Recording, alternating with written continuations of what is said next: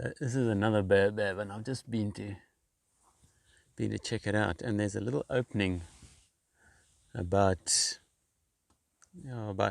6 feet up, and it's only that sort of size. I could probably just fit my head through it.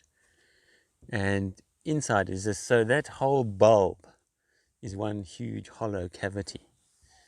And there's bats in there, and I think there's an owl in there as well. But I can't get in there, and I can't have a proper look, and I just don't know if I want to get right in there. I don't know who's lurking. So last night, the first thing I did, I went to, just before dusk, I went to check on that buffalo carcass. And there was nothing left. The vultures had totally cleaned it up. I don't know if there'd been any predators, because there was so much vulture activity around. I couldn't see any tracks, or if there had been hyenas or lions or whatever. It's all gone. The scavengers have cleaned it up, and the buffalo has gone back into the ground where it came from. The circle of life. Then I headed off, and I was in the river Rhine, and I bumped into some elephants, and they were running away, so I switched the car off, and I sat there in silence, and it was the most beautiful. They obviously, as soon as I switched the car off, they froze. That's what they do, because they're listening.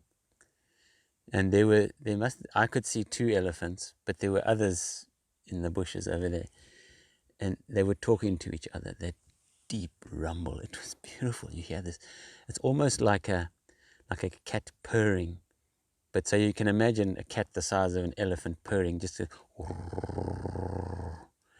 it's such an awesome sound. And I don't know what they were telling each other. There's some strange guy here, get out, or whatever. But they didn't stay around for long, and they headed off into the thick stuff, and I couldn't follow them. Or I wasn't going to follow them, because they were just run. And then the lions were roaring last night, and I was just playing this game of, follow the roar. And I didn't come right. They were roaring here, then it was there, and then it was there, and then there were 2 of them. And by dawn I was a bit of a monkey with nothing to show. But I was cruising along slowly, and I found a thing now that where I cruise really slowly in first gear, probably going at about 5 kilometers an hour. I'm just seeing different stuff, and I actually saw 2 black rhino. There's a black rhino cow and calf just ambling along. I'm in the perfect spot because the wind is blowing my way. They've got no idea that I'm here. They're just trundling along.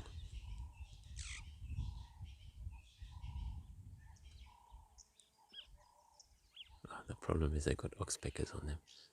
Oxpeckers are now alarm calling.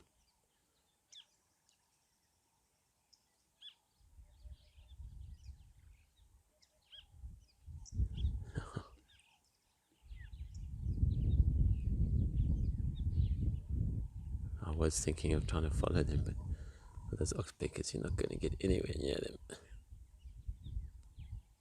I didn't have time to get my big camera out.